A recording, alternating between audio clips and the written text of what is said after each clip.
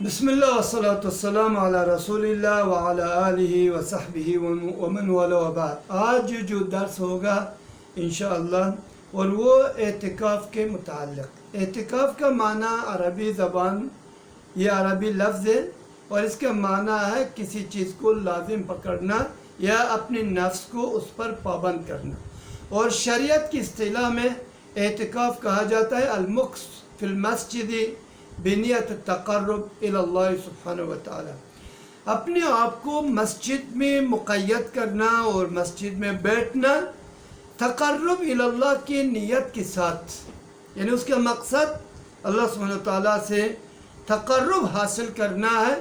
اپنے آپ کو مختلف عبادتوں میں مصروف کر کے اور مشغول کر کے۔ اور دوسری چیز ہے یہ اس کا حکمت کیا ہے، اس کے جو مشروعیت یا اس کے جو حکم شرعی ہونے کے حکمت کیا ہے۔ حکمت ہمیں سمجھ آ جائے یا نہ آ جائے، لیکن حکمت کبھی سمجھ آتا ہے کبھی نہیں آتا ہے۔ اس کے ایک حکمت یہ ہے کہ انسان اس فعل کے ساتھ یا اس عمل کے ساتھ اپنے رب سے نزدیک ہونا چاہتا ہے، اور دوسری یہ کہ انسان اس تفرغ یعنی اس خلوت اور اس گوشہ نشینی یا ایک سوئی کے ساتھ وہ اپنے پروردگار کو بصورت درست اور صحیح عبادت کر سکتے ہیں۔ اور تیسری یہ کہ اللہ سبحانہ وتعالیٰ کی عبادت کے اشکال اور انواع مختلف ہیں۔ یہ ایک ہی عبادت نہیں ہے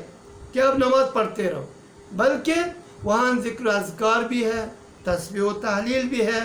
حمد و ثنا یعنی، اور اسی طرح استغفار، قرآن کریم کی تلاوت اور لوگوں سے دوری اور اختیار کرنا، اور اسی طرح اپنے آپ کو مصروف کرنا اللہ کی عبادت میں اور دوسری مصروفیات سے اپنے آپ کو دور کرنا، اور اسی سے ان کے نفس پاک ہو جاتا ہے اور ان کے دل صاف ہو جاتا ہے۔ اور یہ مختصر ان کی حکمتیں ہیں۔ اعتکاف کے حکم کیا ہے؟ حکم یہ کہ یہ اہل سنہ والجماعہ کے اجماع کے ساتھ یہ سنت ہے، لیکن بعض فقہی مذاہب کے نقطہ نظر سے یہ آخری عشرہ، رمضان کے آخری عشرہ میں یہ سنت مؤکدہ ہے۔ لیکن اعتکاف اگر نظر ہو، اس نے نظر کیا ہو، تو اس صورت میں مسلمانوں کے اتفاق کے ساتھ یہ اعتکاف کا پورا کرنا واجب، اور یہ اعتکاف اس پر لازم اور واجب ہے۔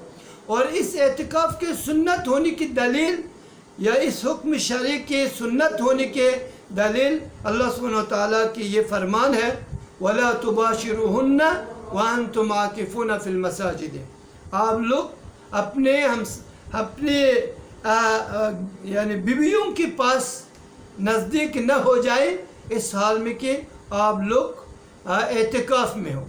اور اللہ سبحانہ وتعالیٰ نے دوسری آیت میں فرمایا وَطَهِّرْ بَيْتِيَا أَن طَهِّرَ بَيْتِيَا لِلطَّائِفِينَ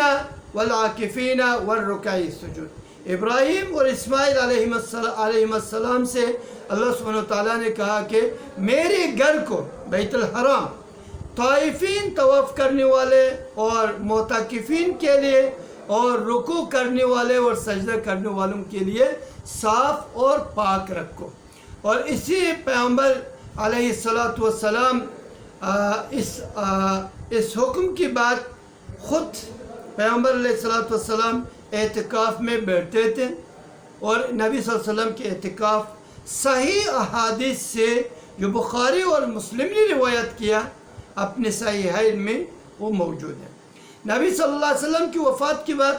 ازواج مطہرات امہات المومنین رضی اللہ عنہن اعتکاف میں بیٹھتے، اور اسی طرح صحابہ اکرام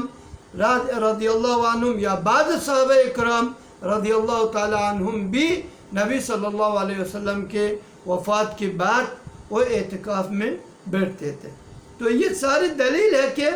اعتکاف ایک سنت ہے، اور یہ الگ معاملہ ہے کہ یہ سنت مؤکدہ ہے یا سنت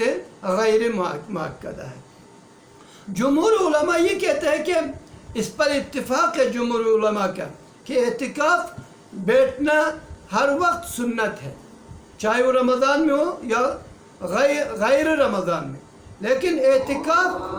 افضل اور برتر رمضان میں ہے۔ وصلی اللہ تعالی علی محمد وعلی آلہ وصحبہ اجمعین۔